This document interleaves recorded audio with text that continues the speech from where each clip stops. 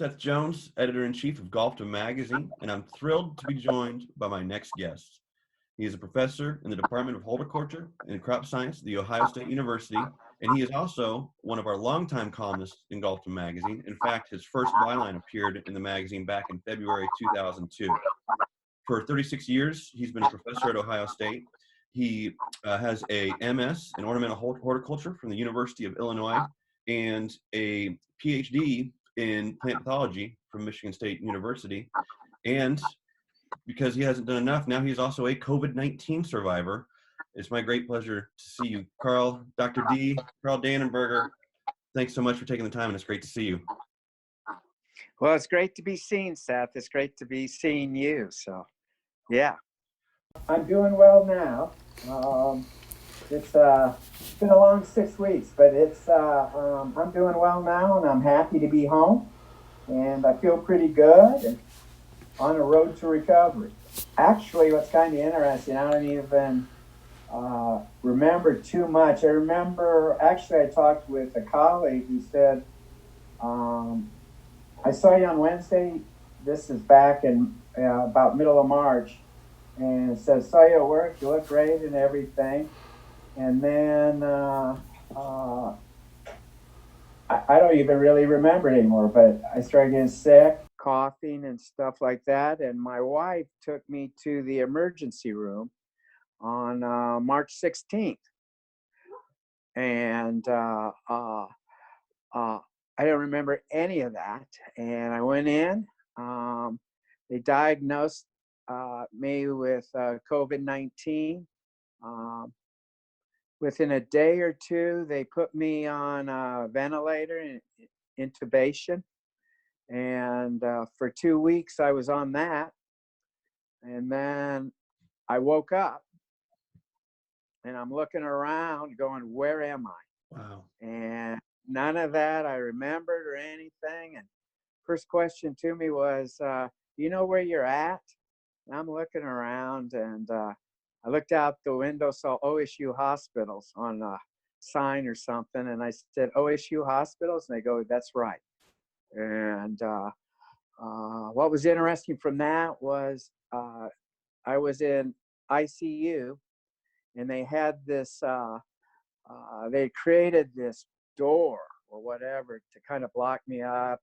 The rules and how you handled coronavirus patients has changed a lot in a month, but I'd been obviously quarantined in this area, and I didn't really understand what's going on. And I see all the medical staff, nurses, people who clean the floors, doctors, all going by, and they're like clapping and cheering, and all I could do was give the stop. I didn't know what was going on.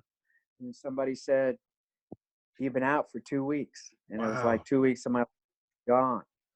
And so I remember this from one doctor. He's looking at me. I said, how did I get here? Where have I been? And he says, you've been to hell and back. It's good to have you back. Wow. And so that was it. And that kind of started the recovery process. And they moved me out of ICU down to a different floor where they had all the coronavirus patients. Wasn't too full then. And after a stay there, and after I tested negative for the virus, you gotta test negative twice in a row within like 24 hours or 48 hours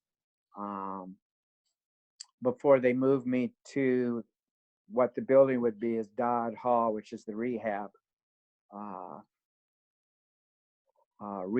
building. And I spent probably a little over a week there.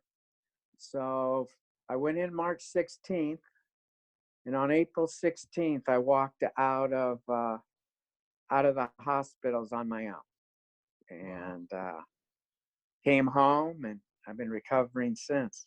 Wow. Good job, Karl. We know you're a fighter. We know you got that fighting spirit. That's obvious right now. How do you feel today? I know you had physical therapy, virtual physical therapy yesterday. How's your energy level? How do you feel? It's good. I think getting home, you know, everybody says, oh, you're going to lay around, but there's things to do, you know, just staying active, even just getting up and walking around. I'm pretty weak. Anybody would be for, you know, not using your muscles or anything for a month, and got a rehab. So that's been my focus. I do these exercises. I walk. My wife walks with me and all this. So I'm getting there. It'll take a while, but I'm getting there. And then I have an appointment or a virtual thing with the speech therapist today. My voice has improved a lot. You can imagine having tubes down your throat, what I must have sounded like when I first woke up, I guess is the best term. Wow. Wow. Okay, great. So Karl, you know, your column for the magazine, we always joke about it, how you can start off writing about a classic car and then bring it around at the end and tell us about, you know, a philosophy on maintaining perfect greens. So you've got that philosophical mind. I'm kind of curious about what is it, what's your takeaway from this experience and what's going on in America right now as a survivor of COVID-19? Well, one, by the grace of God, my family, and all the friends in the industry who prayed and directed their thoughts to me, and obviously the medical staff, I'm here. Because if you look at me, you know, I'm no spring chicken, and I have a few preconditions. So to make it through it, and there's always hope. All right, I guess that's the thing. You gotta have hope, even with everything that's happened and people passing away and things like that. There's still good news out there. I I heard this from a number of people since I got it so early, is that they said we didn't take it very serious at the beginning until we saw it happen to you.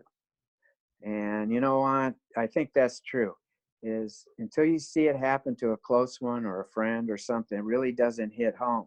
So people complain about staying at home, or people that have complained or said it was a hoax, have not had a person close to them or a friend get hit with it, because it's a serious thing, and it's no laughing matter. I guess I don't know what philosophy I have is, man, you just do the best you can every day and hope for the best, because you never know what's going to happen. I have no idea how I contacted it, and yeah, you know, it's I still trying to wrap myself around it, but all I know is that God, it's great to be here. So that's it. It's great to have you here, Karl. What was the best part about coming home? What'd you miss the most? Was there anything that you had to, you know, once you got back into your normal, you know, that you were most excited about doing or seeing or eating or anything like that? Yeah. Obviously, most exciting thing was to see my wife and my family, because you know, nobody can see you. Yeah. It's a whole month of just being. Well, I was by myself, but you know, for my wife and my sons, they would get a phone call about each evening. They'd get other phone calls too each evening from the hospital, telling my condition. All right. And I can't imagine that, because, you know, also you just pick up the phone, you don't know what's going to happen. You don't know what they're going to say. And there was a day or two that was extremely, as I learned, was extremely touch and go. So that kind of stress, not being able to see me, or I think is the hardest. And so I'm very sympathetic to what's going on now, what's going on, and people doing that. Funny, somebody else has kind of asked me that. When I woke up, I only had ice chips, and they would let me have applesauce when I took my medicine. So that went on for like 4 days. And somebody said, "What would you like?" And I said, "My dream is an ice cold glass of water that I could just chug down. That Wow. was my first thought. And then when I got home, actually, when I was in the hospital, I could eat anything. And actually, the food was pretty good. And so once they work you up to it. When I got home, I think seeing the dog, seeing the family. I think we had pizza. Good, good. What did we have, Sally? Oh, that's right. We had tomato soup. Okay, that sounds And good. that was the first thing I had. Now, my wife told me that's why I probably have to see a speech therapist. They're probably checking on what I can remember and what I can't. So, but anyway, so yeah. So actually, I'm doing well. I do want to say too, when when the hospital would call or my wife had talked with the doctors, she would let Pam Sherritt, my colleague at Ohio State. She's the athletic sports field manager, extension, and teaching specialist. And Pam's a real extrovert. She's on social media a lot. And so Sally would tell her each day what went on. And Pam would pass that on to Dave Shuttler, the bug doc, too. Mm-hmm. And she would let everybody in the department know. Then she would tweet that out to everybody in the industry. And I'm very appreciative of that. I think that's how a lot of people found out what was going on with me. And so that's how we communicated. What was, of course, I didn't know. I was in the hospital. I didn't have anything, phone or anything. But that when I got home, I was very appreciative of that and seeing that. And actually, Dave Shetler was the one that said, Carl, I called him to thank him, and he said, you need to send a message out.